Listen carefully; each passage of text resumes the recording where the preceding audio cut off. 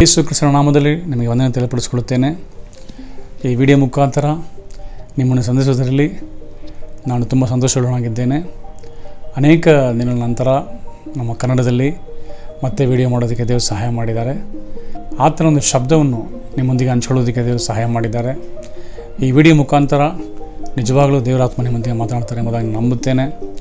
ಅದರಿಂದ ಅದನ್ನು ಸ್ಕಿಪ್ ಮಾಡಿದಿರ ಸ್ವಲ್ಪ ನಿಧಾನವಾಗಿ ನೋಡಿ, ದೇವರು ನಿಜವಾಗಲೂ ನಿಮ್ಮನ್ನು ಆಶೀರ್ವಾದ ಮಾಡ್ತಾರೆ.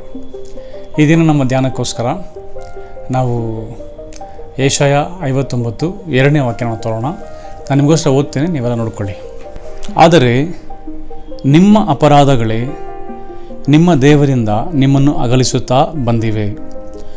ನಿಮ್ಮ ಪಾಪಗಳೇ ಆತನು ಕೇಳಲಾರದಂತೆ ಆತನ ಮುಖಕ್ಕೆ ಅಡ್ಡವಾಗಿವೆ. ಇವತ್ತಿನ ಒಂದು ದೇವರ ವಾಕ್ಯ ಏನಪ್ಪ ಅಂದರೆ, ಪಾಪದ ಕುರಿತು ನಮಗಿರುವ ಒಂದು ಅರಿವು, ಪಾಪದ ಕುರಿತು ನಮಗಿರುವ ಒಂದು ಯೋಚನೆ, ಪಾಪದ ಕುರಿತು ನಮಗಿರುವ ಒಂದು ಕಳವಳ ಅಲ್ಲದೆ ಭಯ, ಯಾವುದಾದ್ರೂ ನೀವು ತಗೊಳ್ಳಿ. ಪ್ರತಿಯೊಬ್ಬರಿಗೂ ಒಂದೊಂದು ರೀತಿಯಲ್ಲಿ ಒಬ್ಬೊಬ್ಬರಿಗೆ ಆ ಒಂದು ಪಾಪದ ಕುರಿತು ಒಂದು ಅರಿವಿರುತ್ತೆ. ಆದರೆ ಬೈಬಲಲ್ಲಿ ಒಂದೇ ಒಂದು ಅರಿವೇ ಇದೆ. ಅದೇನಪ್ಪ ಅಂತ ನಾವು ತಿಳ್ಕೊಳ್ಬೇಕು. ಇವತ್ತು ಪಾಪ ಅಂದರೆ ಏನು ಅರ್ಥ? ಪಾಪ ಅಂದರೆ ನಾವು ತುಂಬ ಸತ ಕೇಳಿದ್ದೀವಿ, ಪಾಪ ಮಾಡಬೇಡ, ಪಾಪದಲ್ಲಿ ಇರಬಾರ್ದು, ಪಾಪ ಹಾಗೆ ಹೀಗೆ ಅಂತ ಪ್ರಸಂಗ ಕೇಳಿರ್ತೀವಿ. ನೀವು ನಿಮ್ಮ ಸಭೆಯಲ್ಲಿ ಕೂಡ ನಿಮ್ಮ ಬದುಕು ಹೇಳ್ತಾರೆ, ಸಂಡೇ ಸ್ಕೂಲ್ನಿಂದ ಹಿಡಿದು ನೀವು ಕೇಳಿರ್ತೀರ. ಆದರೆ ನಿಜವಾಗ್ಲೂ ಪಾಪ ಅಂದರೆ ಏನು? ಹೌದು, ಪಾಪ ಅಂದರೆ ತುಂಬ ಸಿಂಪಲಾಗಿ ನಿಮಗೆಲ್ರಿಗೂ ಅರ್ಥ ಆಗೋ ಥರ ಹೇಳಬೇಕಂದ್ರೆ, ಪಾಪ ಅಂದರೆ ನೀವು ಯಾವ ಕೆಲಸನ ಮಾಡಬೇಕು ಅಂತ ಇದ್ದೀರೋ, ಮಾಡಬೇಕಂತ ನಿಮಗೆ ಕೊಡಲ್ಪಟ್ಟಿದೆಯೋ ಆ ಕೆಲಸನ ಮಾಡ್ದಿರ ಸುಮ್ಮನೆ ಕೂತ್ಕೊಳ್ಳೋದೇ ಪಾಪ. ಉದಾಹರಣೆಗೆ ನಿಮಗೆ ಒಂದು ಸಭೆಯಲ್ಲಿ ದೇವರ ಸೇವೆ ಕೊಟ್ಟಿದೆ ಅಂತ ಇಟ್ಕೊಳ್ಳಿ.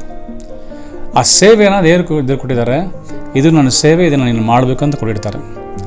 ಅದನ್ನು ಮಾಡ್ದಿರ ಬೇರೆ ಬೇರೆ ಏನೋ ಕಾರಣಗಳು ಹೇಳಿಕೊಂಡು, ಯಾರ್ಯಾರನೋ ಕಾರಣ ಕೈ ತೋರಿಸ್ಕೊಂಡು ಆ ಕೆಲಸ ಮಾಡಿದ್ರೆ ಸುಮ್ಮನೆ ಕೂತ್ಕೊಳ್ಳೋದೇ ಒಂದು ಪಾಪ. ಕೆಲವರಿಗೆ ಪೌಳಿಯ ಹುಡುಕಿಲಿ ನಿಂತ್ಕೊಂಡು ಪ್ರಾರ್ಥನೆ ಮಾಡಪ್ಪ ಅಂತ ಒಂದು ದೇವರೊಂದು ಸೇವೆ ಕೊಟ್ಟಿರ್ತಾರೆ. ಆ ಕೆಲಸ ಕರೆಕ್ಟಾಗಿ ಮಾಡಬೇಕು. ನಿಜವಾಗಲೂ ಆ ಕೆಲಸ ಮಾಡುವಾಗ ತಡೆ ಬಂದೇ ಬರುತ್ತೆ ಅಲ್ವಾ? ಕೆಲವ್ರಿಗೆ ಹೇಳಿರ್ತಾರೆ, ದೇವರು ಚೆನ್ನಾಗಿ ದೇವ್ರ ವಾಕ್ಯನ ಓದು, ಯಾಕಂದರೆ ದೇವ್ರ ವಾಕ್ಯವನ್ನು ಬೋಧಿಸೋದಕ್ಕೆ ನೀನು ಪ್ರವೀಣನಾಗಬೇಕಾದ್ರೆ ದೇವ್ರ ವಾಕ್ಯನ ಚೆನ್ನಾಗಿ ಓದಬೇಕು ಅಂತ ಹೇಳ್ತಾರೆ. ಅವ್ರ ಕೆಲಸ ಏನು? ದೇವ್ರ ವಾಕ್ಯನ ಚೆನ್ನಾಗಿ ಓದಬೇಕು. ಒಂದು ಟೈಮ್ ಬರುತ್ತೆ, ಆವಾಗ ಆ ವಾಕ್ಯನ ತುಂಬ ಅರಿವು, ಜ್ಞಾನದಿಂದ, ವಿವೇಕದಿಂದ ದೇವ್ರ ಮಕ್ಕಳಿಗೆ ಅದನ್ನು ಬೋಧಿಸಬೇಕು. ದೇವರು ಅದಕ್ಕೆ ಕೃಪೆ ಮಾಡ್ತಾರೆ. ಕೆಲವರಿಗೆ ಸಭೆಯಲ್ಲಿ ಬೇರೆ ಬೇರೆ ಸೇವೆಗಳಿರುತ್ತೆ, ಹಾಡು ಹಾಡೋದು, ಆರಾಧನೆ ನಡೆಸೋದು, ಕೆಲವರಿಗೆ ಸಭೆ ಕ್ಲೀನ್ ಮಾಡೋದಿರುತ್ತೆ, ಕೆಲವರಿಗೆ ಪಾಸ್ಟ್ ಜೊತೆಯಲ್ಲಿ ಸೇವೆ ಮಾಡೋದಿರುತ್ತೆ, ಕೆಲವರಿಗೆ ಉಪವಾಸ ಪ್ರಾರ್ಥನೆಯಲ್ಲಿ ಭಾಗವಹಿಸಿ ಅದನ್ನು ಅರೇಂಜ್ಮೆಂಟ್ಸ್ ಮಾಡೋದಿರುತ್ತೆ, ಕೆಲವರಿಗೆ ಆರ್ಗನೈಸ್ ಮಾಡೋ ಸೇವೆ ಇರುತ್ತೆ. ಈ ಥರ ಪ್ರತಿಯೊಬ್ಬರಿಗೂ ಸುವಾರ್ತೆ ಸೇವೆ ಇದೆ, ಮತ್ತು ಪ್ರತಿ ಮನೆಯಲ್ಲಿ ನಡೆಯೋ ಸೇವೆಗಳಿರುತ್ತೆ.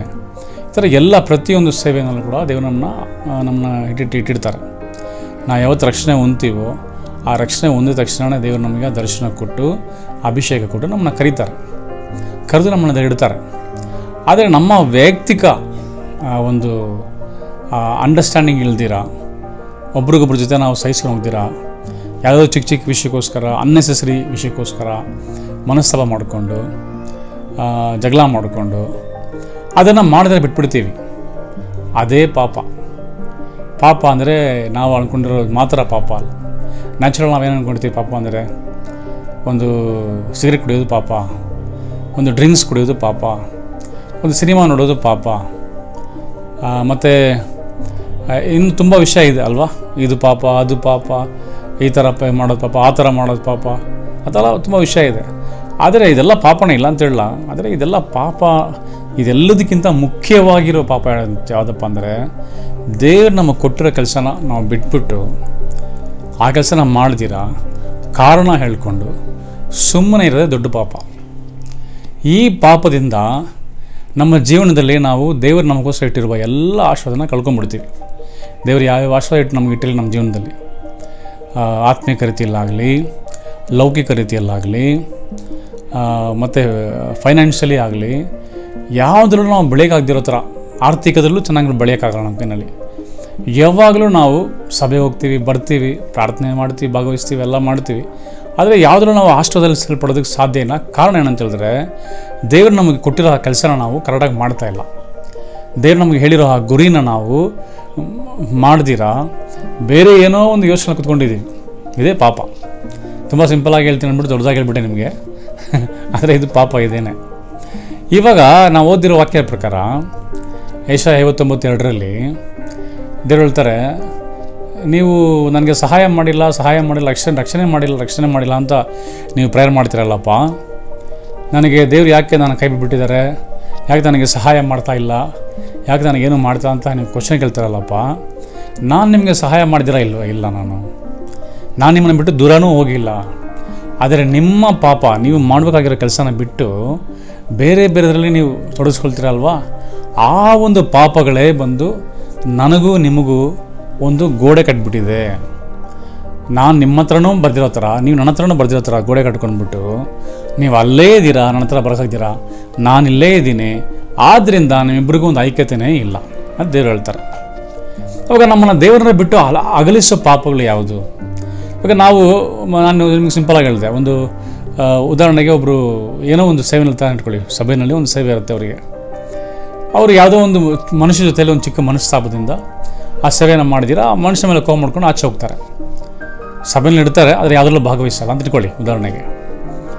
ಈಗ ಈ ಸಭೆ ಬಿಟ್ಟು ಸಭೆಯಲ್ಲಿ ಇದ್ರೂ ಕೂಡ ಆತನು ಶಾರೀರಿಕವಾಗಿ ಸಭೆಯಲ್ಲಿ ಇರ್ತಾನೆ, ಆದರೆ ಮಾನಸಿಕವಾಗಿ ಅಥವಾ ಆತ್ಮಿಕವಾಗಿ ಸಭೆಯಲ್ಲಿ ಇರಲ್ಲ. ಮನಸ್ಫೂರ್ತಿ ಅವನು ಇಲ್ದಿರಲ್ಲ. ಏನಂದರೆ ಒಂದು ಮೆಂಬರ್ಶಿಪ್ಗೋಸ್ಕರ ಚರ್ಚೆಗೆ ಹೋಗ್ತಾ ಇರ್ತಾರೆ ಅಷ್ಟೇ. ಮತ್ತು ಬೇರೆ ಟೈಮಲ್ಲಿ ಏನು ಮಾಡ್ತಾನೆ, ಅವನು ಬೇರೆ ವಿಧವಾದ ಪಾಪದಲ್ಲಿ ತೊಡಗಿಸ್ಕೊಳ್ಬಿಡ್ತಾನೆ. ಉದಾಹರಣೆಗೆ ಮನೇಲಿ ಸುಮ್ಮನೆ ಇರುವಾಗ ಸುಮ್ಮನೆ ಇರೋಕ್ಕಾಗತ್ತಾ? ಇವತ್ತು ನಮ್ಮ ಮನೇಲಿ ಎಲ್ಲರ ಮನೇಲಿ ಟಿ ವಿ ಇದೆ. ಟಿ ವಿ ಅಂತ ಆಗಿದ್ರೆ ಒಂದು ಸಿನಿಮಾ ಅಂತ ನಾವು ನೋಡಲೇಬೇಕು. ನಾವು ಸಿನಿಮಾ ನೋಡಿ ಎಷ್ಟು ಜನ ಪಾಪದಲ್ಲಿ ಬಿದ್ದಾರೆ ನಿಮ್ಗೆ ಗೊತ್ತಾ? ನಿಮಗೆ ಪಾಪದಲ್ಲಿ ಬಿದ್ದಿರ್ತಾರೆ. ಸಿನಿಮಾ ಅನ್ನೋದು ದೊಡ್ಡ ಪಾಪನಾ? ಸಿನಿಮಾದು ಅನ್ನೋದು ಕೆಟ್ಟದಾ? ಸಿನಿಮಾದಲ್ಲಿ ಅಷ್ಟೊಂದು ಕೆಟ್ಟದಿದೆಯಾ? ಅದೇನು ಪಾಪನಾ ಅಂತ ನೀವು ಕೇಳ್ಬೋದು. ಹೌದು, ಸಿನಿಮಾದಿಂದನೇ ತುಂಬ ವ್ಯಭಿಚಾರ ಕಾರ್ಯಗಳು ಶುರುವಾಗೋದು, ಅಸಹ್ಯ ಕಾರ್ಯಗಳು ಶುರುವಾಗೋದು. ಪಾರ್ನ್ ಅಡಿಕ್ಷನ್ ಅಂತ ನಾವು ಕೇಳ್ಪಡ್ತೀವಿ ಎಲ್ಲ ಕಡೆ ಅಲ್ವಾ? ಇವತ್ತು ನನಗೆ ಗೊತ್ತಿರೋ ಪ್ರಕಾರ ಕ್ರೈಸ್ತರಲ್ಲೇ ಅದೊಂದು 100ಗೆ 90% ಇದೆ. ಕ್ರೈಸ್ತ ಯೌವನಸ್ಥರಿಯರಲ್ಲಿ ಅದಿದೆ, ಆ ಒಂದು ಪಾರ್ನ್ ಅಡಿಕ್ಷನ್. ಈ ಪಾರ್ನ್ ಅಡಿಕ್ಷನ್ ಎಲ್ಲಿಂದ ಶುರುವಾಗುತ್ತೆ? ನೀವು ಸಿನಿಮಾ ನೋಡುವಾಗ ಸಿನಿಮಾದಲ್ಲಿ ಆ ಒಂದು ಹೀರೋನ ತೋರಿಸೋ ವಿಧ ಅದು ನಮಗೆ ಅಂಥ ಒಂದು ಕಾರ್ಯಕ್ಕೆ ನಮ್ಮ ಆಸೆಗಳನ್ನ, ನಮ್ಮಲ್ಲಿರೋ ಇಚ್ಛೆಗಳನ್ನ ಅದೇನು ಮಾಡುತ್ತೆ, ಅದು ನಮ್ಮಲ್ಲಿ ಅದನ್ನು ಎಬ್ಬಿಸುತ್ತದೆ. ಅದರ ಮುಖಾಂತರ ಏನು ಮಾಡ್ತಾರೆ, ಪಾರ್ನ್ ಅಡಿಕ್ಷನ್ಗೆ ಹೋಗ್ಬಿಡ್ತಾರೆ ಕೆಲವು. ನೀವು ಎಲ್ಲ ಸಿನಿಮಾ ನೋಡ್ಬೋದು. ಈ ಡ್ರಿಂಕ್ಸ್ ಇದೆ ಅಲ್ವಾ, ಆಲ್ಕೋಹಾಲ್ ನಮಗೆಲ್ಲ ಗೊತ್ತಿದೆ ಅಲ್ವಾ, ಅದ್ರ ಬಗ್ಗೆ ಹಾಡುಗಳೇ ಬರ್ತದಲ್ಲ ಇವಾಗ ಸಿನಿಮಾದಲ್ಲಿ. ಏನೋ ಅದು ಆಲ್ಕೋಹಾಲ್ ಮಾಡೋಣ, ಏನೋ ದೊಡ್ಡ ಸೈಂಟಿಸ್ಟ್ ಥರನೋ, ಅವನೇನೋ ದೊಡ್ಡ ದೇವದೂತ ಥರನೋ, ಆಲ್ಕೋಹಾಲ್ ಮಾಡೋನು ಹಂಗೆ ಹಿಂಗೆ ಅಂತೆಲ್ಲ ಹೊಗಳಿ ಹಾಡುಗಳೆಲ್ಲ ಬರ್ತದೆ. ಆದರೆ ನಿಜವಾಗಲೂ ಆಲ್ಕೋಹಾಲಿಕ್ ಒಬ್ಬರು ಮನೇನ ಭೇಟಿ ಮಾಡಿದ್ದೀರಾ ನೀವು? ಆಲ್ಕೋಹಾಲಿಕ್ ಅಡಿಕ್ಷನ್ ಆಗಿರೋ ಒಂದು ಮನೇನ, ಅವ್ರ ಮನೇನ ಹೋಗಿ ನೋಡಿ ಒಂದು ಸಲ ನೀವು. ಆ ಹಾಡಿಗೂ ಆ ಒಂದು ಆಲ್ಕೋಹಾಲಿಕ್ ಪರ್ಸನ್ಗೂ ಸಂಬಂಧನೇ ಇರಲ್ಲ, ಆ ಫ್ಯಾಮಿಲಿಗೂ ಸಂಬಂಧ ಇರಲ್ಲ. ಆ ಕುಟುಂಬ ದರಿದ್ರದಲ್ಲಿ ಹೋಗ್ಬಿಟ್ಟಿರ್ತದೆ, ಸರ್ವನಾಶ ಆಗಿಬಿಟ್ಟಿರ್ತದೆ. ಆದರೆ ಏನು ಮಾಡ್ತಾರೆ ಸಿನಿಮಾದಲ್ಲಿ, ಅದನ್ನು ಹಾಕಿ ಯೌವನಸ್ಥರಿಗೆಲ್ಲ ಒಂದು ಕುಡಿಯೋ ಒಂದು ಆಲೋಚನೆ ಬಂದ್ಬಿಡುತ್ತೆ.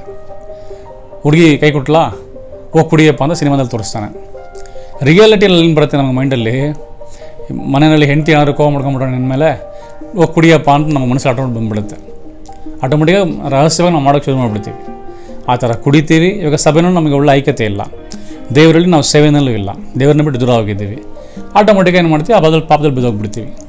ಇದೇ ರೀತಿಯೇ ಪ್ರತಿಯೊಂದು ಪಾಪ, ಪಾರ್ನ್ ಅಡಿಕ್ಷನ್ ಆಗಲಿ, ಆಲ್ಕೋಹಾಲಿಕ್ ಅಡಿಕ್ಷನ್ ಆಗಲಿ, ಸಿನಿಮಾ ಅಡಿಕ್ಷನ್ ಆಗಲಿ, ಯಾವುದೇ ರೀತಿಯಾದ ಅಡಿಕ್ಷನ್ ಆಗಲಿ, ಅನ್ನೆಸೆಸರಿ ಫ್ರೆಂಡ್ಶಿಪ್ ಆಗಲಿ, ಲೌಕಿಕವಾದ ಫ್ರೆಂಡ್ಶಿಪ್ಗಳಾಗಲಿ, ಲೋಕದಲ್ಲಿರೋ ಫ್ರೆಂಡ್ಶಿಪ್ಗಳಾಗಲಿ, ಇದೆಲ್ಲ ಶುರುವಾಗೋದು ಇಲ್ಲಿಂದನೇ, ಈ ಪಾಪದಿಂದನೇ. ಈ ಪಾಪ ನಮ್ಮ ಜೀವನದಲ್ಲಿ ಇರೋವರೆಗೂ ನಾವು ನಿಜವಾಗ್ಲೂ ಬೆಳೆಯೋದಕ್ಕೆ ಸಾಧ್ಯನೇ ಇಲ್ಲ. ತುಂಬ ಜನ ದೇವರ ಮಕ್ಕಳು ಸ್ಟಾರ್ಟಿಂಗಲ್ಲಿ ಇದು ಗೊತ್ತಿಲ್ದಿರ ಈ ಥರ ಏನೋ ಒಂದು ಮನಸ್ಸಾವ ಮಾಡ್ಕೊಂಬಿಟ್ಟು ಪಾಪದಲ್ಲಿ ಬಿದ್ದುಬಿಡ್ತಾರೆ. ಪಾಪದಲ್ಲಿ ಬಿದ್ದವರು ಅದರ ನಂತರ ಎದ್ದೋಕ್ಕಾಗದೆ ತುಂಬ ಕಷ್ಟ ಬಿಟ್ಕೊಂಡು ಆ ತಪ್ಪೊಂದು ಗೊತ್ತಾಗ್ಬಿಡುತ್ತೆ. ಈಗ ಒಂದು ಪಾರ್ನ್ ಅಡಿಕ್ಷನಲ್ಲಿ ಹೋಗಿ ನೀವು ಬೀಳೋವಾಗ, ಅಶ್ಲೀಲ ವೀಡಿಯೋನ ನೋಡುವಾಗ ಸ್ಟಾರ್ಟಿಂಗ್ ಅದೊಂಥರ ಒಂದು ಉತ್ಸಾಹ ಇದ್ರೂ ಕೂಡ ಆಮೇಲೆ ಅದು ಗೊತ್ತಾಗ್ಬಿಡುತ್ತೆ, ಅಯ್ಯೋ ದೊಡ್ಡ ಪಾಪ ಇದನ್ನು ಅದರಲ್ಲಿ ಇರಬಾರ್ದು ಅಂತ ಗೊತ್ತಾಗ್ಬಿಡುತ್ತೆ. ಮತ್ತು ತಿರುಗಿ ಬಂದುಬಿಟ್ಟು ಅದನ್ನು ಮಾಡಬಾರ್ದು, ಅದೆಲ್ಲ ನಾನು ಇರಬಾರ್ದು ಅಂತ ಹೇಳಿದ್ರು ಅಂತ ಅಂದ್ಕೊಂಡ್ರು ಕೂಡ ಆ ಥರ ಇರೋಕ್ಕಾಗಲ್ಲ. ಅದನ್ನು ಮಾಡೇ ಮಾಡ್ತಾರೆ. ದೇವ್ರನ್ನೂ ಬಿಡೋಕ್ಕಾಗಲ್ಲ, ಸಭೆಗೂ ಬರ್ತಾರೆ.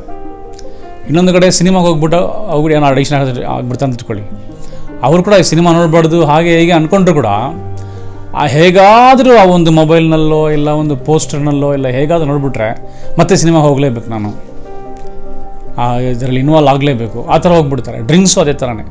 ಪ್ರತಿಯೊಂದು ಸಣ್ಣ ಪಾಪದಿಂದ ಹಿಡಿದು ದೊಡ್ಡ ಪಾಪವರು ಈ ಥರನೇ. ಇದರಿಂದ ಸಭೆಯಲ್ಲಿ ತುಂಬ ಜನ ಯೌವನ ಸ್ತ್ರೀಯರು ಬಂದುಬಿಟ್ಟು ಈ ಥರ ಒಂದು ಪಾಪದಲ್ಲಿ ರಹಸ್ಯವಾಗಿ ಅವರು ಬಿದ್ದೋಗಿ ದೇವ್ರ ಸೇವೆ ಮಾಡ್ದಿರಾ, ದೇವ್ರ ಸೇವೆ ಮಾಡೋಕ್ಕೂ ಆಗ್ತಾಯಿಲ್ಲ, ಅವ್ರ ಕೈಯಲ್ಲಿ ಮಾಡಿದರೆ ಇರೋದಕ್ಕೂ ಆಗ್ತಾಯಿಲ್ಲ. ಈ ಎರಡರ ನಡುವೆ ಜಜ್ಜಲ್ಪಟ್ಟಿರ್ತಾರೆ, ಹಾಗೇ ಹೊಡೆದೋಗ್ಬಿಟ್ಟಿರ್ತಾರೆ. ಇದನ್ನು ನೋಡ್ತಾ ಇರೋ ಯೌವನಸ್ಥನೇ, ನೀನು ಕೂಡ ಈ ಥರ ಜಜ್ಜಲ್ಪಟ್ಟಿರ್ಬೋದು. ಯೌವನ ಸ್ತ್ರೀಯೇ ಸಿಸ್ಟರ್, ನೀವು ಕೂಡ ಒಂದೊಳ್ಳೆ ಜಜ್ಜಲ್ಪಟ್ಟಿರ್ಬೋದು. ಯಾಕಪ್ಪ ನಾನು ದೀರ್ಘೋಷಣೆ ಮಾಡೋಕ್ಕಾಗ್ತಾಯಿಲ್ಲ, ನನ್ನ ಕೈಯಲ್ಲಿ ಇದನ್ನು ಬಿಟ್ಟು ಆಚೆ ಬರೋಕ್ಕಾಗ್ತಾಯಿಲ್ವೇ, ನನ್ನ ಕೈಯಲ್ಲಿ ಇಲ್ಲ ಸಿಗಾಕೊಂಡ್ಬಿಟ್ಟಿದ್ದೀನಿ, ನಾನು ಏನು ಮಾಡೋದು, ಇದನ್ನು ಹೇಗೆ ನಾನು ಇದನ್ನು ಜಯಿಸಿ ನಾನು ಆಚೆ ಬರೋದು, ಈ ಅಡಿಕ್ಷನಿಂದ ನಾನು ಹೇಗೆ ಮುಂದೆ ಬರೋದು, ಇದು ಯಾವ ಥರ ಹೇಳ್ಕೊಳಕ್ಕಾಗ್ತಾಯಿಲ್ಲ ನನ್ನ ಕೈಯಲ್ಲಿ. ಹೇಳ್ಕೊಳ್ಬೇಕಂದ್ರೂ ಒಂದು ಭಯ, ನನ್ನ ಬಗ್ಗೆ ಏನು ಅಂದ್ಕೊಂಡ್ಬಿಡ್ತಾರೋ, ನನ್ನ ಮರ್ಯಾದೆ ಏನಾಗುತ್ತೋ, ನನ್ನ ಸಾಕ್ಷಿ ಏನಾಗುತ್ತೋ, ಈ ವಿಷಯ ನನ್ನ ಫ್ರೆಂಡ್ಸ್ಗೆ ಗೊತ್ತಾಗ್ಬಿಟ್ರೆ ಅವ್ರು ನನ್ನ ಜೊತೆ ಫ್ರೆಂಡ್ಶಿಪ್ ಮಾಡ್ತಾರೋ ಇಲ್ವೋ, ನಾನು ಯಾವ ಥರ ಹೋಗಿ ಶೇರ್ ಮಾಡ್ಕೊಳ್ಳಿ. ಒಂದು ವೇಳೆ ನಮ್ಮ ಪಾಸ್ಟ್ ಹತ್ರ ಹೋಗಿ ಇದನ್ನು ಹೇಳಿಬಿಟ್ರೆ ನಮ್ಮ ಪಾಸ್ಟ್ ಇದನ್ನು ಯಾವ ರೀತಿ ಅರ್ಥ ಮಾಡ್ಕೊಂಡ್ಬಿಡ್ತಾರೆ. ಒಂದು ವೇಳೆ ನನ್ನ ಬಗ್ಗೆ ಅವ್ರ ಪ್ರಸಂಗದಲ್ಲಿ ಹೇಳ್ಬಿಡ್ತಾರೇನೋ, ನಾನೇನು ಮಾಡೋದು, ನಾನು ಯಾರ ಥರ ಹೋಗಿ ಇದನ್ನು ಶೇರ್ ಮಾಡ್ಕೊಳ್ಳೋದು ಅಂತ ತುಂಬ ಜನ ಬಂದಿದ್ದನ್ನು ಮನಸ್ಸಲಾಗೇ ಇಟ್ಕೊಂಡು ದೇವ್ರ ಸೇವೆ ಮಾಡೋಕ್ಕೂ ಆಗ್ದಿರಾ, ಆ ಸೇವೆನ ಮಾಡ್ದಿರ ಇರೋದಕ್ಕೂ ಆಗ್ದಿರಾ, ತುಂಬ ಕಷ್ಟದಲ್ಲಿದ್ದೀರ. ಆದರೆ ಇವತ್ತು ಈ ವಿಡಿಯೋ ಮುಖಾಂತರ ನಿಮಗೆ ದೇವರು ಅದರಿಂದ ಆಚೆ ತೊಗೊಂಬರೋದಕ್ಕೆ ಒಂದು ದಾರಿ ಮಾಡ್ತಾ ಇದ್ದಾರೆ. ಆ ದಾರಿನೇ ನೀವು ತಿಳ್ಕೊಳ್ಬೇಕು. ಹೇಗಪ್ಪ ಆಚೆ ಬರೋದು? ಈ ಭಯದಿಂದ, ಈ ಒಂದು ಕಳವಳದಿಂದ, ಈ ಟೆನ್ಷನ್ನಿಂದ. ನೀವು ಪಾಪದಲ್ಲಿರುವಾಗ ನೋಡಿ, ನೀವು ಎಷ್ಟು ಬೇಕಾದ್ರೆ ದುಡ್ಡು ಬರಲಿ ನಮ್ಮ ಹತ್ರ, ಅದ್ಭುತ ನಡೀಲಿ, ಏನು ಬೇಕಾದ್ರೆ ನಿಮಗೆ ಲಕ್ ಹೊಡೀಲಿ, ಎಷ್ಟು ಬೇಕಾದ್ರೆ ಒಳ್ಳೆಯದಾಗಲಿ ನಿಮಗೆ. ಆದರೆ ಏನು ನಡೆದ್ರೂ ಕೂಡ ಆವತ್ತು ದಿನ ಸಂತೋಷವಾಗಿರ್ತಾರೆ ಅಷ್ಟೇ, ಒಂದು ದಿನ 2 ದಿನ ಅಷ್ಟೇ. ಅದಾದಮೇಲೆ ಮತ್ತೆ ಅದೇ ಬೇಜಾರು, ನಾನು ಈ ಥರ ಆಗ್ಬಿಟ್ನೆ, ನಾನು ಈ ಥರ ಇದ್ದೀನಿ, ನಾನು ಈ ಥರ ಹೀಗಿದ್ದೀನಿ, ಅದೇ ಬೇಜಾರು. ನೀವು ಇವತ್ತು ಯೂಟ್ಯೂಬಲ್ಲಿ ನಾವು ತುಂಬ ಜನ ಹಾಡಾಡೋ ನೋಡ್ತೀವಿ, ನಾವು ಯೌವನಸ್ಥರನ್ನ, ದೇವ್ರಿಗೆ ಸ್ತೋತ್ರ, ಪ್ರಸಂಗಗಳನ್ನ ಕೇಳ್ತೀವಿ. ಆ ಹಾಡು ನೋಡಿದಾಗ ನಿಮಗೇನು ಅನಿಸ್ಬಿಡುತ್ತೆ, ನಾನು ಈ ಥರ ಆಗಬೇಕಾಗಿತ್ತು, ಆದರೆ ಈ ಪಾಪದಿಂದ ಈ ಥರ ಇದ್ದೀನಿ ಇವತ್ತು, ಈ ವಾಕ್ಯದ ಪ್ರಕಾರ ನಾನು ಬೆಳಿಬೇಕಾಗಿತ್ತು, ಅದೇ ಇವತ್ತು ಪಾಪದಿಂದ ಈ ಥರ ಆಗಿಬಿಟ್ಟಿದ್ದೀನಿ ನಾನು ಅಂತ ನಿಮ್ಗೆ ಅನಿಸುತ್ತಲ್ವಾ? ಈ ಒಂದು ಟೆನ್ಷನ್, ಈ ಒಂದು ಕನ್ಫ್ಯೂಷನ್, ಇದರಿಂದ ಯಾವ ಥರಪ್ಪ ನಾನು ಆಚೆ ಬರೋದು? ನಾನು ಇದರಿಂದ ನನಗೆ ಆಚೆ ಬರೋಕ್ಕೆ ಸಾಧ್ಯನೇ ಇಲ್ಲ ಅಂತ ತುಂಬ ಜನ ಏನು ಮಾಡಿದೆ ಅಂದರೆ ನಿರ್ಧಾರ ಮಾಡಿಬಿಟ್ಟಿದ್ದಾರೆ, ಇದರಿಂದ ಆಚೆ ಬರೋಕ್ಕೆ ಸಾಧ್ಯನೇ ಇಲ್ಲ, ಅಷ್ಟೇ ಮುಗೀತು, ನನ್ನ ಜೀವನ ಮುಗೀತು, ನಾನು ಇಷ್ಟೇನೆ ಅಂದ್ಕೊಂಡ್ಬಿಟ್ಟು ತುಂಬ ಜನ ಅಂದ್ಕೊಂಡ್ಬಿಟ್ಟಿದ್ದಾರೆ. ಆದರೆ ಇದನ್ನು ವಿಡಿಯೋ ನೋಡ್ತಾ ಇರೋ ಬ್ರದರ್ ಸಿಸ್ಟರ್, ನಿಮ್ಮ ಜೀವನ ಮುಗ್ದಿಲ್ಲ. ಪಾಪ ನಿಮ್ಮನ್ನು ಜಯಿಸೋಷ್ಟು ಅದಕ್ಕೆ ಬಲ ಇದ್ದಿದ್ದರೆ ಇವತ್ತು ಪ್ರಪಂಚದಲ್ಲಿ ಯಾರು ಜೀವ ಸಹಿತ ಇರ್ತಾ ಇರಲಿಲ್ಲ, ಯಾರು ಸೇವೆ ಮಾಡ್ತಾ ಇರಲಿಲ್ಲ, ಯಾರು ಬಂದು ಪರಿಶುದ್ಧವಾಗಿ ಜೀವನ ಮಾಡ್ತಾ ಇರಲಿಲ್ಲ, ಯಾರು ದೇವ್ರ ಚಿತ್ತನ ನಡೆಸ್ತಾ ಇರಲಿಲ್ಲ, ಸೇವೆ ಅನ್ನೋದು ಸಭೆ ಅನ್ನೋದು ಇರ್ತಾ ಇರಲಿಲ್ಲ. ಈ ವಿಡಿಯೋ ನೋಡ್ತಾ ಇರೋ ನೀವಾಗಲಿ ನಾನಾಗಲಿ ಪಾಪ ಮಾಡಿದ್ದೀವಿ, ಪಾಪದಲ್ಲಿ ಇದ್ದೀವಿ, ಯಾವುದೊಂದು ರೀತಿಯಾಗಿ ನಮಗೆ ಬಲಹೀನತೆಗಳಿದೆ. ಆದರೆ ಪ್ರತಿದಿನ ದೇವರು ತನ್ನ ಮಹಾಕೃಪೆಯಿಂದ ನಾವು ಪಾಪನ ಜಯಿಸಿ ಬಾಳೋದಕ್ಕೆ ನಮಗೆ ಸಹಾಯ ಮಾಡ್ತಾ ಇರ್ತಾರೆ. ನಾನು ಪಾಪನೇ ಮಾಡಲ್ಲ ಅಂತ ಯಾರು ಹೇಳೋಕ್ಕೆ ಸಾಧ್ಯನೇ ಇಲ್ಲ. ಆ ಥರ ಯಾರಾದರೂ ಪಾಸ್ಟರ್ ಆಗಲಿ ಬಿಲೀವರ್ ಆಗಲಿ ಹೇಳ್ತಾ ಅಂದರೆ ಅವನಷ್ಟು ಸುಳ್ಳ ಬೇರೆ ಯಾರೂ ಇಲ್ಲ. ಅಂಥವ್ರನ್ನ ನೀವು ನಂಬಬೇಡಿ. ನಿಜವಾಗಲೂ ಎಲ್ಲರೂ ಕೂಡ ಏನೋ ಒಂದು ಯಾವುದೋ ಒಂದು ರೀತಿಯಲ್ಲಿ ಈ ಥರ ಇಲ್ಲದೆ ಆದರೂ ಬೇರೆ ಇದರಲ್ಲಿ ಯಾವುದೋ ಒಂದು ರೀತಿಯಲ್ಲಿ ಮೊದಲು ಬಿದ್ದುಬಿಟ್ಟಿರ್ತಾರೆ. ಆದರೆ ದೇವರು ಆ ಪಾಪದ ನಿಮಿತ್ತವಾಗಿ ನಮ್ಮನ್ನ ಜಡ್ಜ್ ಮಾಡ್ತಾರೆ ಅಂತ ನೋಡಿದ್ರೆ ಇಲ್ಲ, ಆ ಪಾಪ ಪ್ರಕಾರ ನಮ್ಮನ್ನ ಜಡ್ಜ್ ಮಾಡಲ್ಲ. ಅದೇ ರೀತಿ ಆ ಪಾಪ ನಮ್ಮ ಜೀವನ ಹಾಳು ಮಾಡೋಷ್ಟು ಅದು ಕೆಪಾಸಿಟಿ ಇದೆ ಅಂದರೆ ಅದಕ್ಕೂ ಕೆಪಾಸಿಟಿ ಇಲ್ಲ. ಇವಾಗ ಪಾಪ ಬಂದು ಯಾವರಿಂದ ಬಂದಿರೋದು? ಸೈತಾನದಿಂದ ಬಂದಿರೋದು ಅಲ್ವಾ? ಆ ಸೈತಾನಿಗೆ ಬಂದ್ಬಿಟ್ಟು ನಮ್ಮನ್ನು ಈ ಪಾಪನ ಇಟ್ಕೊಂಡು ಹಾಳು ಮಾಡೋಷ್ಟು ಕೆಪಾಸಿಟಿ ಇದೆ ಅಂದರೆ ಅವನಿಗೂ ಇಲ್ಲ. ಒಂದು ವೇಳೆ ದೇವರಿಗೆ ನಮ್ಮನ್ನು ಕರೆದಾತನು, ನಮ್ಮನ್ನು ಈ ಸೇವೆಯಲ್ಲಿ ಇಟ್ಟಿದ್ದವರು, ನಮ್ಮನ್ನ ಈ ರಕ್ಷಣೆ ಮಾಡೋದು ಕರ್ಕೊಂಬಂದವರು ಸೆಂಟ್ರಲ್ಲಿ ನಮ್ಮ ಕೈ ಬಿಟ್ಬಿಟ್ಟು ನಮ್ಮನ್ನ ಬಿಟ್ಟು ಓಡೋಗ್ಬಿಡ್ತಾರ, ನಮ್ಮನ್ನು ಬೇಡ ಇದು ಇವನಿಂದ ಏನು ಯೂಸು ಇಲ್ಲ ಅಂತ ಬಿಡ್ತಾರೆ ಅಂದರೆ ಅದು ಸಾಧ್ಯನೇ ಇಲ್ಲ. ಅವರು ನಮ್ಮನ್ನು ಬಿಡೋದೇ ಇಲ್ಲ. ಇವತ್ತು ನಾನು ಎಷ್ಟೇ ಬಂದು ಪ್ರಯೋಜನ ಇಲ್ಲ ಅಂತ ಗೊತ್ತಾದರೂ ಕೂಡ ಅವರು ನಮ್ಮನ್ನ ಯಾವತ್ತಿಗೂ ನಮ್ಮನ್ನ ಕೈ ಬಿಡೋದೇ ಇಲ್ಲ. ಅವರು ನಮ್ಮನ್ನ ಕೈ ಒಂದು ಸಲ ಹಿಡಿದ್ಬಿಟ್ರೆ ಮುಗೀತು, ಅಷ್ಟೇ ಕತೆ. ಅವ್ರದ್ದು ಎಲ್ಲಿ ಸೇರಿಸ್ಬೇಕೋ ಅಲ್ಲಿ ಸೇರಿಸೋವ್ರಿಗೂ ನಮ್ಮನ್ನ ಬಿಡೋದೇ ಇಲ್ಲ. ನಾವು ಬಿಟ್ಟು ಹೋಗ್ಬೇಕು ಅಷ್ಟೇ, ಅವರು ನಮ್ಮನ್ನ ಬಿಡೋದಿಲ್ಲ. ಆವಾಗ ದೇವ್ರ ಕಡೆಯಿಂದನೂ ನಮಗೆ ಬಂದು ಒಂದು ಇದಿಲ್ಲ, ಬಿಡಲ್ಲ ನಮ್ಮನ್ನ ದೇವರು. ಸೈತಾನ ಕೂಡ ಈ ಪಾಪಗಳಾಗಲಿ ಈ ಕಾರ್ಯಗಳಾಗಲಿ ನಮ್ಮನ್ನ ಜಯಿಸೋಕ್ಕೂ ಸಾಧ್ಯ ಇಲ್ಲ. ಇದು ನಮ್ಮನ್ನ ಹಾಳು ಮಾಡೋಷ್ಟು ಕೆಪಾಸಿಟಿ ಆಗಲಿ ಇದಕ್ಕೆ ಬಲ ಆಗಲಿ ಇದಕ್ಕಿಲ್ಲ. ಅವಾಗ ಏನಪ್ಪ ಪ್ರಾಬ್ಲಮ್ಮು, ಯಾರು ಇದಕ್ಕೆ ಮತ್ತು ಇದರಲ್ಲಿ ಇದು ಹೇಗೆ ಇದು ನಡೆಯೋದು ಅಂತ ಕೇಳಿದ್ರೆ ನಾವೇ ಇದಕ್ಕೆ ಕಾರಣ. ಹೇಗಪ್ಪ ಅಂದರೆ ಈ ಪಾಪ ನೋಡಿ ನಾವು ಭಯ ಬೀಳ್ತಾ ಇದ್ದೀವಿ ಕೂತ್ರ, ಯಾವಾಗಲೂ ಭಯ ಬೀಳ್ತೀವಿ ಕೂತ್ರ. ಈ ಭಯನೇ ಇದಕ್ಕೆ ಕಾರಣ. 1 ಯೋಹಾನ 5:4 ಒಂದು ವಾಕ್ಯ ಬರೆಯಲ್ಪಟ್ಟಿದೆ, ನಮಗೋಸ್ಕರ ಓದ್ತೀನಿ ನೋಡಿ. ಯಾಕೆಂದರೆ ದೇವರಿಂದ ಹುಟ್ಟಿರುವಂಥದ್ದೆಲ್ಲವೂ ಲೋಕವನ್ನು ಜಯಿಸುತ್ತದೆ, ಲೋಕವನ್ನು ಜಯಿಸುವಂಥದ್ದು ನಮ್ಮ ನಂಬಿಕೆಯೇ. ದೇವರಿಂದ ಹುಟ್ಟಿರೋದೆಲ್ಲ ಕೂಡ ಲೋಕವನ್ನು ಜಯಿಸುತ್ತಂತೆ. ಯಾಕೆ ಜಯಿಸುತ್ತದೆ? ಯಾಕಂದರೆ ಯೇಸು ಸ್ವಾಮಿ ನಮಗೋಸ್ಕರ ಕಲ್ವಾರಿ ಶಿಲುಬೆನಲ್ಲಿ ಸೈತಾನನ, ಅವನ ಕ್ರಿಯೆಗಳನ್ನ, ಲೋಕನ, ಅದರ ಆಶಯಗಳನ್ನ ಎಲ್ಲನೂ ಜಯಿಸ್ಬಿಟ್ಟಿದ್ದಾರೆ. ಅವ್ರನ್ನ ನಂಬೋ ಮುಖಾಂತರ, ಅವರ ಮಕ್ಕಳಾಗೋ ಮುಖಾಂತರ ನಾವು ಕೂಡ ಜಯಿಸಿದ್ದೀವಿ. ಅವಾಗ ಇದನ್ನು ಜಯಿಸಿದ್ದೀವಿ ಅಂತ ನಾವು ಯಾವ ರೀತಿ ತಿಳ್ಕೊಳ್ಳೋದು? ಇದನ್ನು ಜಯಿಸ್ಬಿಟ್ಟಿದ್ದೀವಿ, ಅಲ್ಲಿ ನಮಗೆ ಜಯ ಸಿಕ್ತು ಅಂತ ನಾವು ಯಾವ ರೀತಿ ಇದನ್ನು ಅರ್ಥ ಮಾಡ್ಕೊಳ್ಳೋದು ಅಂತಂದರೆ, ಲೋಕವನ್ನು ಜಯಿಸುವಂಥದ್ದು ನಮ್ಮ ನಂಬಿಕೆ ಮುಖಾಂತರ. ಒಂದು ವಿಷಯ ನಾವು ಚೆನ್ನಾಗಿ ಮೈಂಡಲ್ಲಿ ಫಿಕ್ಸ್ ಆಗಬೇಕು. ಏನಂತ ಫಿಕ್ಸ್ ಆಗಬೇಕು? ಈ ಪಾಪ ಕ್ರಿಯೆಗಳಾಗಲಿ, ಈ ಒಂದು ದುಷ್ಟ ಕಾರ್ಯಗಳಾಗಲಿ, ಈ ಒಂದು ಅಡಿಕ್ಷನ್ ಆಗಲಿ, ಈ ಒಂದು ಸಿನಿಮಾ ಕಾರ್ಯಗಳಾಗಲಿ, ಈ ಒಂದು ಯಾವುದೇ ವಿಷಯ ಆಗಲಿ, ಯಾವುದೇ ಕಾರಣಕ್ಕೂ ಕೂಡ ನನ್ನನ್ನು ಈ ಒಂದು ಜೀವನದಲ್ಲಿ ಹಾಳು ಮಾಡೋದಕ್ಕೆ ಸಾಧ್ಯ ಇಲ್ಲ ಅಂತ ನೀವು ನಂಬಬೇಕು ಅಷ್ಟೇ, ಬೇರೇನಿಲ್ಲ. ದೇವರು ಏನು ಶುರು ಮಾಡಿದ್ದಾರೋ ಅದನ್ನು ದೇವರು ಮುಗಿಸೋದಕ್ಕೆ ಶಕ್ತನಾಗಿದ್ದಾನೆ ಅನ್ನೋದನ್ನು ನೀವು ನಂಬಬೇಕು. ನನ್ನ ಕೈ ಹಿಡಿದಿರೋರು ನನ್ನ ಕೈನ ಅರ್ಧದಲ್ಲಿ ಬಿಡೋಲ್ಲ.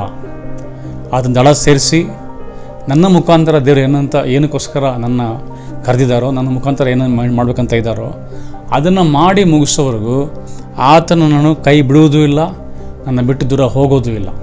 ಇದು ನಿಜವಾದ ಒಂದು ವಾಗ್ದಾನ. ಯೋಶುವಾಗಿ ಇದೇ ವಾಗ್ದಾನ ಹೇಳಿದ್ರಲ್ವ, ಯೋಶುವ 1:9 ನಮ್ಮನ್ನು ಕರೆದತ್ರ ನಂಬಿಗಸ್ತನು, ಆತ ನಮ್ಮನ್ನು ಕೈ ಬಿಡೋದೇ ಇಲ್ಲ ಇವತ್ತೂ. ಈ ದೃಢವಾದ ನಂಬಿಕೆ ನಮ್ಮಲ್ಲಿರಬೇಕು. ನೀವು ಕೇಳ್ಬೋದು, ಈ ಥರ ನಾನು ನಂಬಿಬಿಟ್ರೆ ನನಗೆ ಪಾಪದಲ್ಲಿ ಬಂದ್ಬಿಡುತ್ತಾ, ಅಡಿಕ್ಷನ್ ಆಚೆ ಬಂದ್ಬಿಡ್ತೀನಾ? ಎಸ್, ಬಂದ್ಬಿಡ್ತೀವಿ. ಆದರೆ ಆವಾಗಲೇ ಅಲ್ಲ, ಸ್ಪಾಟಲ್ಲಲ್ಲ. ಇದು ಒಂದು ಸ್ಲೋ ಪ್ರೋಗ್ರೆಸ್ ಥರ ಇದು.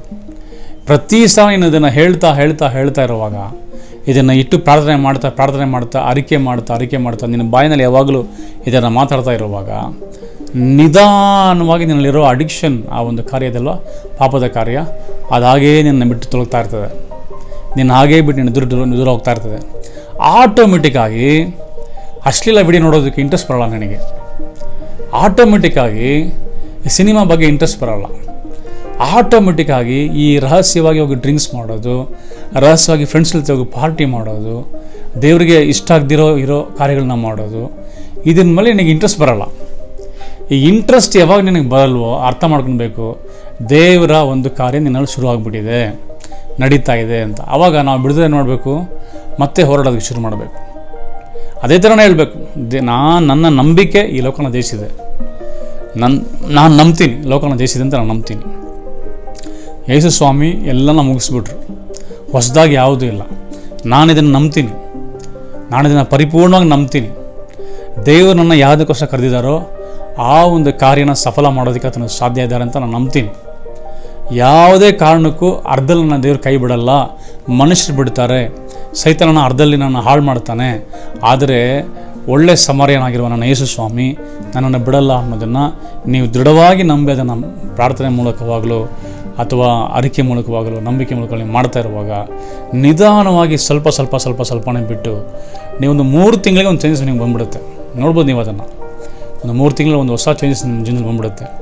ಅದರ ನಂತರ ನೀವು ಇದನ್ನು ಮಾಡ್ತಾ ಅದೇ ರೀತಿಯಲ್ಲಿ ಯಾವುದನ್ನು ಬಿಟ್ಟಿದ್ದೀರಾ, ನೀವು ಯಾವ ಸೇವೆನ ಅರ್ಧದಲ್ಲಿ ನಿಲ್ಲಿಸ್ಬಿಟ್ಟಿದ್ದೀರಾ, ಅದನ್ನು ಮತ್ತೆ ಶುರು ಮಾಡಿ. ಪಾಪ ಮಾಡ್ತಾ ಇದ್ದೀನಿ ಅಂದ್ಬಿಟ್ಟು ನೀವು ಆ ಸೇವೆನ ಬಿಡಬೇಡಿ. ನೀವೇನು ದೂತರಲ್ಲ, ನೀವೇನು ಪರಲೋಕದಿಂದ ಇಳಿದು ಬಂದಿಲ್ಲ, ನೀವು ಸಾಧಾರಣ ಮನುಷ್ಯರು. ಆ ದೇವ್ರಿಗೆ ಗೊತ್ತು, ನಿಮಗೆ ಗೊತ್ತು, ನನಗೂ ಗೊತ್ತು. ಆದ್ದರಿಂದ ನೀವು ಧೈರ್ಯವಾಗಿರಿ.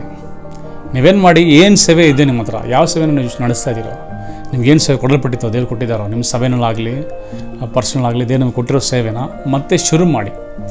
ಅದನ್ನು ಸರಿಯಾದ ರೀತಿಯಲ್ಲಿ ಮತ್ತೆ ಆರ್ಡ್ರಾಗಿ ಮಾಡೋದಕ್ಕೆ ಶುರು ಮಾಡಿ. ನೀವು ಅದನ್ನು ಆರ್ಡ್ರಾಗಿ ಮಾಡಿರಲ್ಲ, ಅದು ಅರ್ಧಲೇ ಬಿಟ್ಟಿರ್ತೀರ. ಅದನ್ನು ಮತ್ತೆ ಶುರು ಮಾಡಿ, ಪರವಾಗಿಲ್ಲ, ಏನೂ ಪ್ರಾಬ್ಲಮ್ ಇಲ್ಲ. ತಿರ್ಗಾ ಶುರು ಮಾಡಿ, ಪ್ರೂವ್ ಮಾಡಿ ದೇವರಿಗೆ, ನಾನು ಮತ್ತೆ ಮಾಡ್ತೀನಿ ದೇವ್ರೆ ಅಂತ ಪ್ರೂವ್ ಮಾಡಿ. ಸಮಯನ ಬಂದು ವ್ಯರ್ಥ ಕಳೆಯಕ್ಕೆ ಹೋಗಬೇಡಿ.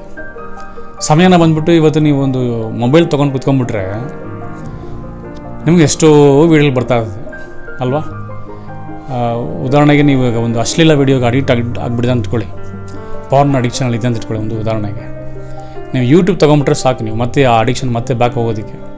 ಬೇರೆ ಏನು ನೋಡೋದು ಬೇಡ ನೀವು, ಬರೀ ಜಸ್ಟ್ ಯೂಟ್ಯೂಬ್ ಆಗಲಿ ಫೇಸ್ಬುಕ್ ಆಗಲಿ ಆ 2 ವೀಡಿಯೋ ನೋಡಿ ಸಾಕು. ನೀವು ಅದರಲ್ಲೂ ಏನು ನೋಡಬೇಡಿ, ನೀವು ಬಿಡಿ ಶಾರ್ಟ್ಸ್ ಅಂತ ಏನೋ ಬರುತ್ತಲ್ವ, ಶಾರ್ಟ್ಸ್ ಆಮೇಲೆ ಇನ್ನೊಂದೇನೋ ರೀಲ್ಸ್ ಅಂತ ಏನೋ 2 ಬರುತ್ತಲ್ವ, ಅದನ್ನು ಮಾತ್ರ ನೋಡ್ತಾರೆ ಸಾಕು. ನೀವು ಆಟೋಮೆಟಿಕ್ಕಾಗಿ ನೀವು ಹಳೆ ಜೀವನಕ್ಕೆ ಹೋಗ್ಬಿಡ್ತೀರ. ಯಾಕಂದರೆ ಅಡಿಕ್ಷನ್ ಆಗಿರೋ ಒಬ್ಬ ವ್ಯಕ್ತಿ ಅದನ್ನು ನೋಡ್ತಾ ಇರುವಾಗ ಆಟೋಮೆಟಿಕ್ಕಾಗಿ ಮತ್ತೆ ಆ ಒಂದು ಪಾರ್ನ್ ಅಡಿಕ್ಷನ್ ಅವನ್ನ ಎಳೆಯುತ್ತೆ. ಅವನು ಆಚೆ ಹೋಗ್ಬಿಡ್ತಾನೆ ಅದನ್ನು ಬಿಟ್ಟು. ಅವನಿಗೆ ಅದರಿಂದ ನೋಡ್ಬಾರ್ದು ಅದನ್ನು ಬಿಟ್ಟು ದೂರ ಇರಬೇಕು ಅವನು. ಅವಾಗ ಆದಷ್ಟು ನೀವು ಅದನ್ನೆಲ್ಲ ದೂರ ಮಾಡಬೇಕು. ಯೂಟ್ಯೂಬ್ನಲ್ಲಿ ಪ್ರೈವಸಿ ಸೆಟ್ಟಿಂಗ್ ಅಂತ ಒಂದು ಸೆಟ್ಟಿಂಗ್ ಇದೆ, ಆ ಸೆಟ್ಟಿಂಗ್ ಹಾಕ್ಕೊಳ್ಳಿ. ನಿಮಗೆ ಯಾವುದು ಚಾನಲ್ ವೀಡಿಯೋ ನೋಡ್ಬೇಕಂತಿದೆಯೋ ಅದನ್ನು ಮಾತ್ರ ಸಬ್ಸ್ಕ್ರೈಬ್ ಮಾಡಿ, ಅದನ್ನು ಮಾತ್ರ ನೋಡಿ, ಅದರಲ್ಲಿ ನಿಮ್ಗೆ ಚೆನ್ನಾಗಿರುತ್ತೆ. ಫೇಸ್ಬುಕ್ ಅಷ್ಟೇ, ಅನ್ನೆಸೆಸರಿ ಫೇಸ್ಬುಕ್ ಅಕೌಂಟೇ ನಿಮ್ಗೆ ಬೇಕಾಗಿಲ್ಲ. ಒಂದು ವೇಳೆ ಇದ್ದರೂ ಕೂಡ ಈ ಶಾರ್ಟ್ಸ್ ಇದೆಲ್ಲ ಯೂಸ್ ಮಾಡೋಕ್ಕೆ ಹೋಗಬೇಡಿ. ಸುಮ್ಮನೆ ಚೆಕ್ ಮಾಡಿ ಅಷ್ಟೇ, ಕ್ಲೋಸ್ ಮಾಡಿ ಅಷ್ಟೇ ಸಾಕು. ಅನ್ನೆಸೆಸರಿ ನಿಮಗೆ ಬೇಕಾಗಿಲ್ಲ ಈ ಫೇಸ್ಬುಕ್ ಇದೆಲ್ಲ. ತುಂಬ ಜನಕ್ಕೆ ಬಂದುಬಿಟ್ಟು ಫೇಸ್ಬುಕ್ನಲ್ಲಿ ಅವ್ರಿಗೆ ಓದೇ ಬರೋಲ್ಲ, ಆದರೆ ಫೇಸ್ಬುಕ್ ಅಕೌಂಟ್ ಇರುತ್ತೆ ಅವ್ರಿಗೆ. ಏನು ಕಾರಣ ಏನಕ್ಕೆ? ಅವ್ರೇನು ಫೇಸ್ಬುಕ್ನಲ್ಲಿ ವರ್ಕ್ ಮಾಡ್ತಾ ಇದ್ದಾರಾ? ಏನಿಲ್ಲ. ಅವ್ರು ಈ ಥರ ವೀಡಿಯೋಗಳಿಗೆ ಅಡಿಕ್ಟೆಡ್ ಆಗಿ ಈ ಥರ ತುಂಬ ಜನ ತಪ್ಪು ಕೆಲಸದಲ್ಲಿ ವೀಡಿಯೋ ರಾಂಗ್ ಚಾಟಿಂಗ್ ಮಾಡೋಕ್ಕೋಸ್ಕರ ಅಕೌಂಟ್ ಇಟ್ಕೊಂಡಿರ್ತಾರೆ. ರಾತ್ರಿ 12 ಗಂಟೆ ನೋಡ್ತಾರೆ ಆ ಶಾರ್ಟ್ಸು, ಆ ವಿಡಿಯೋ ಎಲ್ಲ. ರಾತ್ರಿ 12 ಗಂಟೆ ಮೇಲೆ ಏನು ವೀಡಿಯೋ ಬರುತ್ತೆ ನಿಮಗೆಲ್ಲರಿಗೂ ಗೊತ್ತಿದೆ ಅಲ್ವಾ? ತಪ್ಪಾದ ವೀಡಿಯೋ ಮಾತ್ರನೇ ಬರೋದು ಫೇಸ್ಬುಕ್ನಲ್ಲಿ. ಅವ್ರು ಹೇಳ್ತಾರೆ, ನಾನು ಸುಮ್ಮನೆ ಇದು ಅಕೌಂಟ್ ಇಟ್ಕೊಂಡಿದ್ದೀನಿ, ಇದರಲ್ಲಿ ದೇವ್ರ ವಾಕ್ಯ ನೋಡ್ತೀನಿ ಅಂತ ಹೇಳ್ತಾರೆ. ಕ್ರೈಸ್ತರು ಹೇಳ್ತಾರೆ. ನಾನು ರಕ್ಷಣೆ ಹೊಂದಿರೋ ಬಗ್ಗೆ ಮಾತಾಡ್ತಾ ಇಲ್ಲ, ಕ್ರೈಸ್ತರು ಹೇಳ್ತಾರೆ. ಆದರೆ ಏನು ನಡೀತದಲ್ಲಿ 12 ಗಂಟೆ ಮೇಲೆ ಅದು ಫೇಸ್ಬುಕ್ನಲ್ಲಿ ತುಂಬ ರಹಸ್ಯವಾದ ವೀಡಿಯೋ ಬರುತ್ತೆ, ಅದನ್ನು ಇವರು ನೋಡ್ತಾರೆ. ಇದು ದೇವ್ರಿಗೆ ಅವ್ರಿಗೂ ಚೆನ್ನಾಗಿ ಗೊತ್ತು. ಆವಾಗ ಇದು ನಮಗೇನಕ್ಕೆ ಬೇಕು? ನಮಗಿದು ಇದನ್ನು ಆದಷ್ಟು ಅವಾಯ್ಡ್ ಮಾಡಿ. ಇಂಥ ಕಾರ್ಯಗಳನ್ನ ಅವಾಯ್ಡ್ ಮಾಡಿಬಿಟ್ಟು ಯಾವ ಕೆಲಸ ನೀವು ಮಾಡ್ತಾಯಿದ್ದೀರೋ ಅದನ್ನು ಮತ್ತೆ ಶುರು ಮಾಡಿ. ಯಾವಾಗಲೂ ಮಾತಾಡ್ತಾನೆ ಇರಿ, ಹೇಳ್ತಾನೆ ಇರಿ, ಇಲ್ಲ ನಾನು ಈ ಪಾಪದಲ್ಲಿ ನಾನಿಲ್ಲ, ನನಗೆ ಇದು ಬೇಡ, ನಾನು ಈ ಥರ ಇದ್ರಲ್ಲಿ ಬಿಡ್ದೋಗಲ್ಲ ಅಂತ ನೀವು ಆರೈಕೆ ಮಾಡ್ತಾನೆ ಇರಿ. ಈ ಥರ ನೀವು ಮಾಡ್ತಾ ಮಾಡ್ತಾ ಮಾಡ್ತಾ ಮಾಡ್ತಾ ನಿಮಗೆ ಯೂಟ್ಯೂಬ್ ಮೇಲೆ ಇಂಟ್ರೆಸ್ಟ್ ಹೋಗ್ಬಿಡುತ್ತೆ, ಈ ಫೇಸ್ಬುಕ್ ಮೇಲೆ ಇಂಟ್ರೆಸ್ಟ್ ಹೋಗ್ಬಿಡುತ್ತೆ. ಈ ಸಿನಿಮಾ ಆಗಲಿ, ಈ ಅಡಿಕ್ಷನ್ ಆಗಲಿ, ಈ ಪಾರ್ನ್ ಅಡಿಕ್ಷನ್ ಆಗಲಿ, ಮತ್ತು ಯಾವುದೇ ರೀತಿಯಾದ ಒಂದು ಪಾಪ ಅಡಿಕ್ಷನ್ ಆಗಲಿ ನಿಮ್ಮ ಜೀವನ ಬಿಟ್ಟು ಆಟೋಮೆಟಿಕ್ ಹೋಗ್ಬಿಡುತ್ತೆ. ಯಾವಾಗ ಪಾಪ ನಿಮ್ಮ ಜೀವನದಲ್ಲಿ ಇಲ್ವೋ ನೀವು ಯಾರಿಗೂ ಭಯಪಡಬೇಕಾದ ಅವಶ್ಯಕತೆಯೇ ಇಲ್ಲ. ಭಯನೇ ನಿಮಗೆ ಬರಲ್ಲ. ನಾವೇನಕ್ಕೆ ಭಯ ಬೀಳ್ತೀವಿ? ಪಾಪ ಇರೋದನ್ನ ನಾವು ಭಯ ಬೀಳೋದು. ಪ್ರೇಯರ್ ಮಾಡೋಕ್ಕೆ ಚರ್ಚಿಗೆ ಬರ್ತೀವಲ್ವ, ಪ್ರೇಯರ್ ಮಾಡ್ತೀವಿ, ಕಣ್ಣು ಮುಚ್ಕೊಂಬಿಟ್ರೆ ನಮಗೆ ಬರೋ ಆ ಒಂದು ಏನು ಪಿಕ್ಚರ್ ಬರುತ್ತೆ, ನಾವು ಮೊದಲೇನು ಪಾಪ ಮಾಡಿತ್ತೋ ಆ ಪಿಕ್ಚರ್ ಬಂದ್ಬಿಡುತ್ತೆ ಅಲ್ವಾ? ಕಣ್ಣು ಮುಚ್ಕೊಂಡು ಪ್ರೇಯರ್ ಮಾಡೋಕ್ಕೆ ಶುರು ಮಾಡ್ತೀವಿ, ನಮ್ಮ ಮುಂದೆ ಚಕ್ಕಂದ ಒಂದು ಪಿಕ್ಚರ್ ಬರುತ್ತೆ. ಅದೇನದು? ಯಾವುದೊಂದು ಪಾಪದ ಪಿಕ್ಚರ್ ಬರುತ್ತೆ. ಅದನ್ನು ಹೋಗೋಕ್ಕೋಸ್ಕರ ಸೈತಾನ ಕ್ರಿಯೆನೇ ಹೋಗು ಹೋಗು ಹೋಗು ಅಂತೀವಿ. ಆ್ಯಕ್ಚುಲಿ ನಾವು ಮೈಂಡ್ ಸೈನ್ಸ್ನ ಅರ್ಥ ಮಾಡ್ಕೊಳ್ಳಲ್ಲ. ನಾವು ಏನು ಬಂದು ನೋಡಿ ಆತ್ಮದಲ್ಲಿ, ನಮ್ಮ ಮೈಂಡಲ್ಲಿ, ನಮ್ಮ ಆತ್ಮದಲ್ಲಿ ಅದನ್ನು ಫಸ್ಟೇ ನಾವು ನೋಡಿ ಅದನ್ನು ಇಂಟ್ರೆಸ್ಟಿಂದ ಅಬ್ಸರ್ವ್ ಮಾಡಿರ್ತೀವೋ ಅದೇ ಬಂದು ಫಿಸಿಕಲಾಗಿ ಬರೋದು ಆಚೆ. ಈ ಮೈಂಡಲ್ಲಿ ಆತ್ಮದಲ್ಲಿ ನಡೆಯೋದೇ ಬಂದ್ಬಿಟ್ಟು ಶಾರೀರಿಕವಾಗಿ ಔಟ್ಪುಟಾಗಿ ಬರೋದು. ಅದನ್ನು ತಪ್ಪಿಸೋಕ್ಕೆ ಸಾಧ್ಯನೇ ಇಲ್ಲ. ಪ್ರಾರ್ಥನೆ ಮಾಡೋಕ್ಕೆ ಬರ್ತೀವಿ, ಆ ಪಿಕ್ಚರ್ ಬಂದ್ಬಿಡುತ್ತೆ. ಉಪವಾಸ ಪಡೆದ ಕುತ್ಕೊಂಡ್ಬಿಡ್ತೀವಿ. ಮೊದಲನೇ ದಿನ ತುಂಬ ಕಷ್ಟ. ಏನಪ್ಪ ಊಟ ಮಾಡೋದು ಕಷ್ಟನಾ? ಇಲ್ಲ. ಈ ಪ್ರಾಬ್ಲಮ್ಮೇ, ಈ ಮೆಂಟಲ್ ಹೋರಾಟನೇ ನಮ್ಮ ಕೈಲಿ ಆಗಲ್ಲ. ಉಪವಾಸ ಪಡೆದಲ್ಲಿ ಕುತ್ಕೊತೀವಿ, ಆ ಮೈಂಡ್ ಪೂರ್ತಿ ಇದೇ ಟೆನ್ಷನು, ಇದೇ ಹಾಗೆ ಹೇಗೆ ಬರ್ತಾ ಇರ್ತದೆ. ಅದನ್ನು ಜಯಿಸಿ ಕೂತ್ಕೊಳ್ಳೋದಕ್ಕೆ ಒಂದು ದೊಡ್ಡ ತಲೆನೋವು ನಮ್ಮ ಕೈನಲ್ಲಿ ಆಗಲ್ಲ. ಆದರೆ ಇದನ್ನೆಲ್ಲ ನೀವು ಮಾಡಬೇಕಂದ್ರೆ ಮೊದಲನೇದಾಗಿ ಇದನ್ನೆಲ್ಲ ನಾವು ಮಾಡೋಕ್ಕಾಗಲ್ಲ, ದೇವ್ರು ಮಾಡ್ತಾರೆ ಅನ್ನೋದನ್ನು ನೀವು ನಂಬಿ ಅದನ್ನು ಪ್ರತಿದಿನ ಪ್ರಾರ್ಥನೆ ಮಾಡ್ಕೊಂಡು ಹೇಳ್ತಾ ಇರಬೇಕು. ನೀವು ಹೇಳೋ ಈ ವಾಕ್ಯ ಆಟೋಮೆಟಿಕ್ಕಾಗಿ ನಿಮಗೋಸ್ಕರ ದೇವರು ಒಂದು ಶಕ್ತಿನ ತೊಗೊಂಬಂದು ದೇವರ ಒಂದು ಪಾಪನ ಜಯಿಸೋದಕ್ಕೆ ನಿಮಗೆ ಬಲ ಕೊಡ್ತಾರೆ. ನಿಮಗೆ ಇಂಟ್ರೆಸ್ಟ್ ಬಂದಿರುತ್ತೆ, ಅದು ಮಾಡಿಬಿಡ್ತಾರೆ. ಇಂಟ್ರೆಸ್ಟ್ ಹೊರಟೋಗ್ಬಿಡುತ್ತೆ. ಅದರ ನಂತರ ನೀವು ಪಾಪದಿಂದ ಆಚೆ ನೀವು ಆರಾಮಾಗಿ ನೀವಿರ್ಬೋದು. ಅದರಿಂದ ನಾವೆಲ್ಲರೂ ಧೈರ್ಯವಾಗಿರಬೇಕು. ಈ ಪಾಪದಲ್ಲಿಂದ ನಾವು ಆಚೆ ಬರಲೇಬೇಕು. ಯಾಕಂದರೆ ರೋಮಾಪುರದಲ್ಲಿ ಬರೆದ ಪತ್ರಿಕೆ 6:23 ಬರೆಯಲ್ಪಟ್ಟಿದೆ, ಪಾಪವು ಕೊಡುವ ಸಂಬಳ ಮರಣ. ಇದು ನಿಜನಾ? ನಿಜವಾಗಲೂ ನಿಜ. ಒಬ್ಬ ವ್ಯಕ್ತಿ ಪಾಪದಲ್ಲಿ ತುಂಬ ವರ್ಷಗಳನ್ನು ಅದರಲ್ಲೇ ಬಿದ್ದುಬಿಟ್ಟಿದ್ರೆ ಡೆಫಿನೆಟ್ಲಿ ಒಂದಿನ ಪಾಪದಿಂದ ಸಾಯ್ತಾನೆ ಅವನು.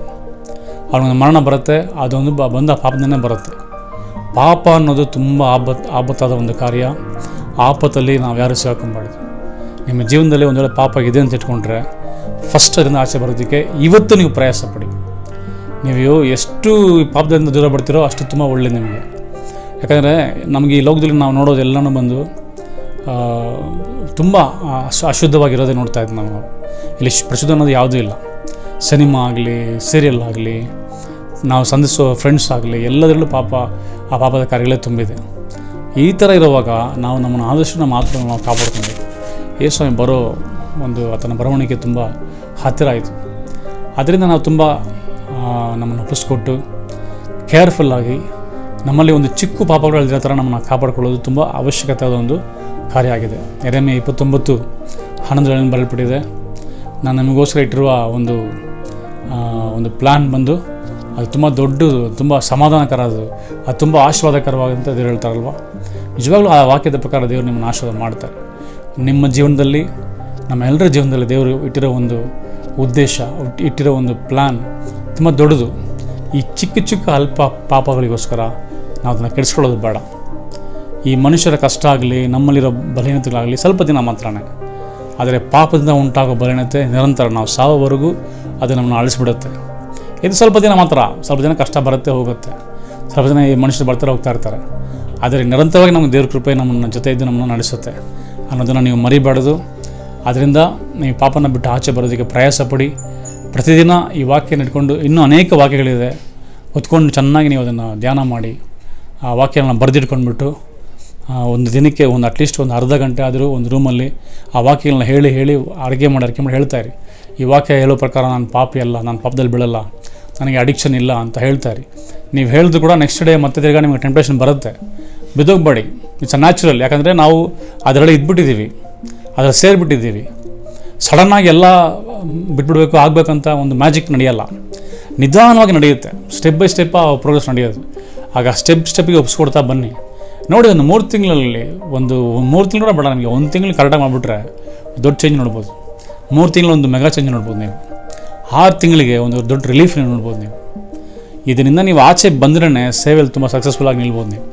ಒಂದು ವೇಳೆ ಈ ವಿಡಿಯೋ ನೋಡ್ತಾ ಇರೋ ಪಾಸ್ಟರ್ಗಳಾಗಿರ್ಬೋದು, ಸೇವೆ ಮಾಡೋ ಸೇವಕರಾಗಿರ್ಬೋದು, ನೀವು ಕೂಡ ಈ ಥರ ಒಂದು ಪದದಲ್ಲಿ ಬಿದ್ದುಬಿಟ್ಟು ಸೇವೆ ಮಾಡೋಕ್ಕಾಗ್ದಿರಾ, ಸಭೆ ನಡೆಸೋಕ್ಕಾಗ್ದಿರಾ, ಸೇವೆಯಲ್ಲಿ ತುಂಬ ಈ ಥರ ಒಂದು ಟೆನ್ಷನಿಂದ ನೀವು ಇರ್ಬೋದು.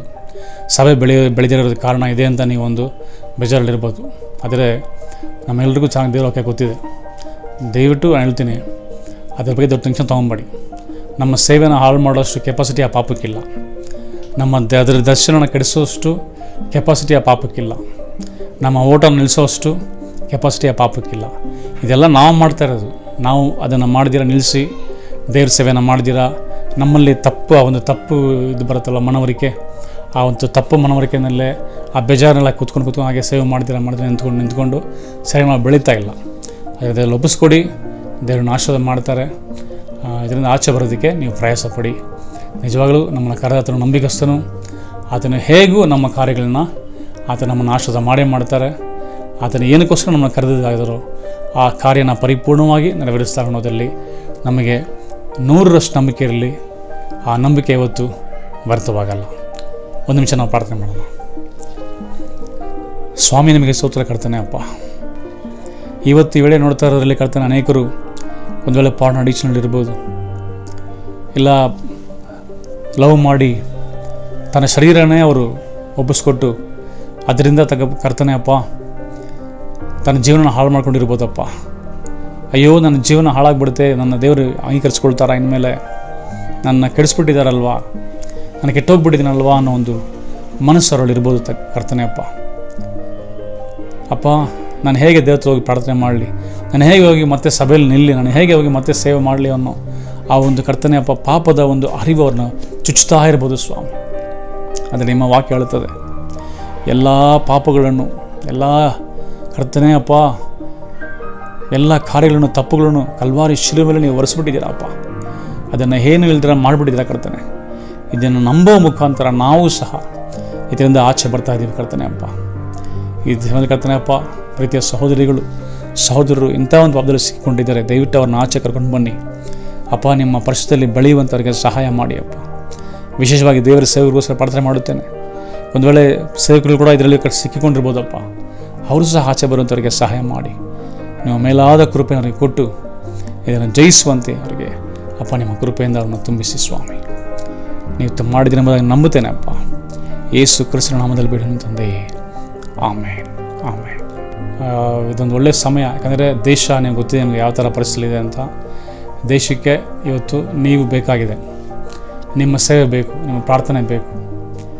ನಾವು ಈ ಟೈಮಲ್ಲಿ ನಿಲ್ದಿರ ಇದ್ದರೆ ಸೈತಾನ ಕೈಲಿ ಹೋಗ್ಬಿಡುತ್ತೆ, ದೇಶ ಹಾಳಾಗ್ಬಿಡುತ್ತೆ.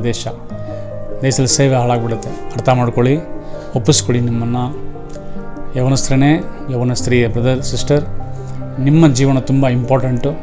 ಅದನ್ನು ಹಾಳು ಮಾಡ್ಕೊಂಬೇಡಿ ದಯವಿಟ್ಟು. ಪಾಪಕ್ಕೋಸ್ಕರ ಪಾಪದ ಅರಿವನ್ನ ಸರಿಯಾಗಿ ಅರ್ಥ ಮಾಡ್ಕೊಳ್ಳಿ. ಇದು ನಿಮ್ಮನ್ನು ಜಯಿಸೋಷ್ಟು ಇದಕ್ಕೆ ಕೆಪಾಸಿಟಿ ಇಲ್ಲ, ಇದಕ್ಕೆ ಬಲ ಇಲ್ಲ, ಇದಕ್ಕೆ ಏನೂ ಇಲ್ಲ. ಇದೊಂದು ಸಾಧಾರಣವಾದ ಒಂದು ವಿಷಯ ಅಷ್ಟೇ.